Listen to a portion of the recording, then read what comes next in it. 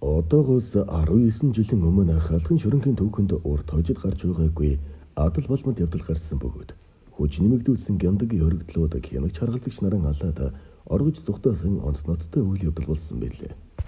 Тухайн үед гянданд 5 жилийн заалттай ял эдэлж байсан Иш Энхватер хэмээх залуу авдрантын ургалтын талаар тухайн үед хэвлэлдэр бичигдсэн бүх материалыг би гарч ирээд уншсан. Бүгдээрээ үнэн болсон явдлаас дэсондо бичигдсэн байна лээ.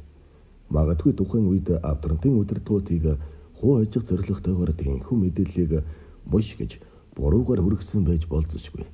Тэр өдөр жохом юу болсон бэ гэдгийг өнөөдөр хүмүүс мэдэх ёстой хэмээн яриагаан ихэлсэн юм. Түүний ярьсныг нэг ч үгийн завсаргүйгээр доор төлөвлөж байна. Бичлэг үзэж байгаа танд энэ өдрийн мэндийг хүргэе. YouTube сувга subscribe хийж мөн бичлэг дээр заавал лайк дараад үзээрэй. Баярлалаа. Дорнодын онгорхой Чулуунбаатартай хамт 4 дугаар хоригдож байсан Занхан бол тэмцэл сэдэж төрхлөх хүн биш байсан. Харин Чука бол маш аюултай.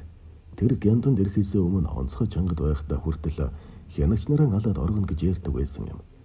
Түүнээс ихэнх хулгайч нар айж имэдэг байсан. Ер нь л шийдчихсэн яахаж хийхгүй нөхөр байсан да. Онгорхой Чулуунбаатарч харгалзагч нараа алаад оргоно гэж ярьсаар байгаад л яг л түүнийг гүйдэлтүүлчихсэн хүн дээ. Гэхдээ уг оргилтын дараа сонин хэвлэлээр бичигдсэн тийм их өөрчлөлт бэлдсэн зүйл огтоосон байгаагүй. Хувилдаж тохирсон ч зүйл бас байгаагүй юм. Бүх зүйл цаанаасаа тохиолдлын чанартайгаар өрнөсөн юм. Тэр үед Чука Занхан хоёртой хамт оргосон шарлавг сүрэн бол гяндангийн цэвэрлэгч гэсэн үг л дээ. Гяндан дотор чөлөөтэй холигдог.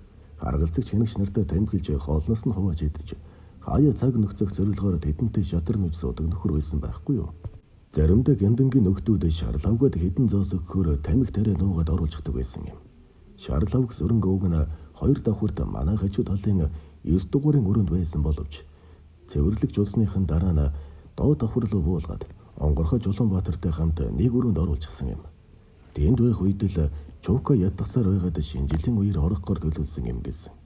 Түүнээс гадна орохгоос яг сарын өмнө авраг химээхээс үл таалуулсан ээлжин ахлагч шарлавг сүрэнг камер руу юм дамжууллаа гэж нэлээд чирүүхэн зодсон л доо. Бараг гяндангийн бүх хүрэн сонсогдож байсан юм. Зодчоход ухаан алдаад унахаар нь дээрээс нь ус цацаж сэрэг хийсэн гэсэн. Аврагд өгтлээ балбуулсны дараа лавга оргыг гэсэн саналыг хүлээн авсан юм шиг байгаа. Тэгэхдээ бүр өөрийнхөө хонцонтой аврагын ээлжин дээр орохгоор төлөвлөсөн юм байлаа. Чулуунбаатар бол өмнө нь авдралтын онцгойд байхдаа оргож хэрээс машин дэрэмдэн зүхтаад хотоорч ирсэн хойноо баригдсан хашир дуршлагтай ирэлдэ. Гэхдээ хижний хашир дуршлагтай байлаад ч гяндангаас оргоно гэдэг бол бүтчихээ мөрөөдөл шүү дээ. Ялангуяа харгалзагч нарыгаа нухаж алаад оргоно гэдэг бол бүр хэцүү. Гэтэл бүх зүйлийг цаанаас нь зохицуулчихсан юм шиг л хачин азтай тохиолдолд дараад оргочихсан юмдаг. Сүүлд нь сонсогдсон сургаар бол онгорхой Чука лавг сүрэн оргол бүтэлтэй болно гэдэгт нэг их найдаагүй. Харгалзагч нарын нухчхаад л хамгаалтын зэргүүтээ буудалцаж байгаад үхий. Энд ингэж олон жил язарч хэвдснээс төв хөндөлтөн шүдэг хэмээн тохиролцсон гэсэн. Одоо бол гяндангийн хамгаалалт тохиолол их чанга нарийн болсон байх л да.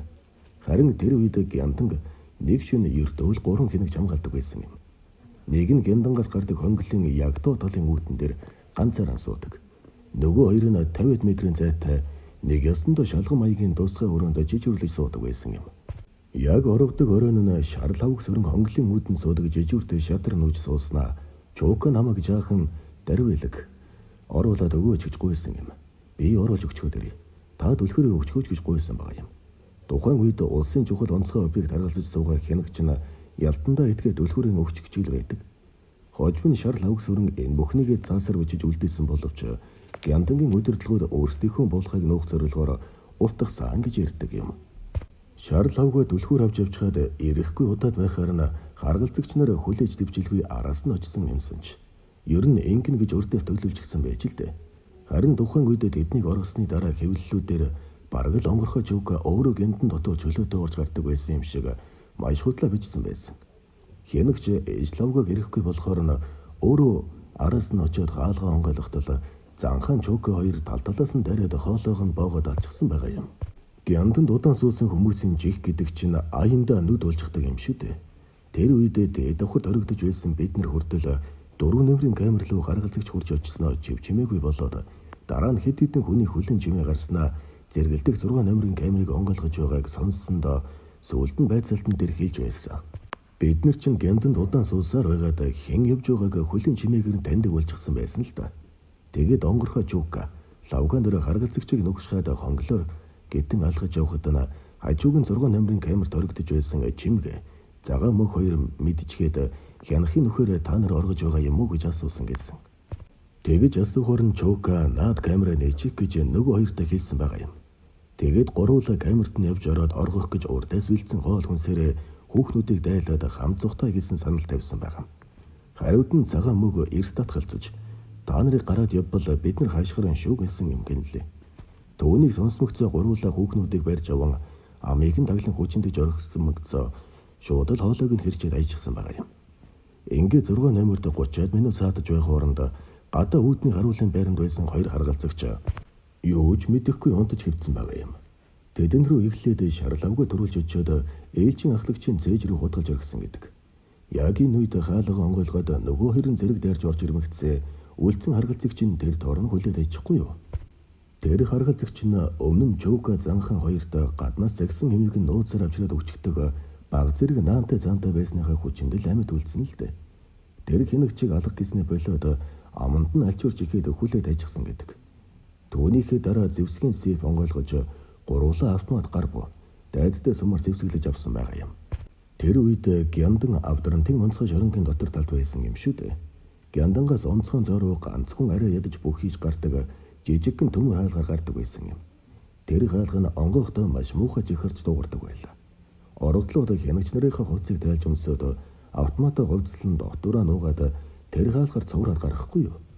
Жижигхэн төмөр хаалга маш муухай жихрэн дуугармагц онцгой цооны үүдэнд байсан хоёр хянагч прожектор тусгаж харсан чиг гяндангийн харгалзагч нарын хувцсыг дармагцаа тайвшраад буцаагаад унтраачихсан гэсэн. Өмнө нь гяндангийн төвхөнд дотроос хянагчаан алаад оргосон нэгж тохиолдол гараагүй болохоор хин ээж санаанд ялтнууд хувцас альжсан явж байна гэсэн бодол орж ирэхгүй шүү дээ. Тэгээд нөгөө гуравт чинь онцгой үүдний шалган руу цоврж очиод ормогцоо дотор нь байсан хоёр жижигүрт буудуулгаад шалан дээр хэвдүүлээд тэр хоёрыг уг нь алдахгүй үлдээж болгоч байсан онгорхой чуука нэгэн цустай хутгалсан юм чинь одогтойхон юм хийж хийгээд хоолойг нь огтолчихсан юм гэнэлээ.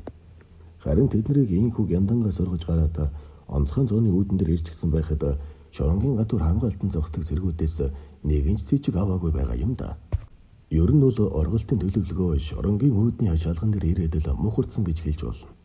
Цаашаа тэд нэр нохоо явган гахаа нүцгэн уулаас их засан дундор хайчих юм. Гэтэл сохор аз гэмээр тохиолдлоор тэр өдөр гяндан жижигүртэй байсан сувлагч тунгаа гэдэг бүсгүй эмнэлгийн бүргэнтэй хамт шалганы үүдэн дээр давхиад ирсэн гэдэг. Нийгээлд очиж жаал наригсан учраас хоёулаа халамцсан байсан. Идэж хүүхэлцөөрөл хаалгаа нээгээд сигналцсан чинь шууд л буудуулгасан хоригдлоод урдаас нь ороод ирэхгүй яах вэ?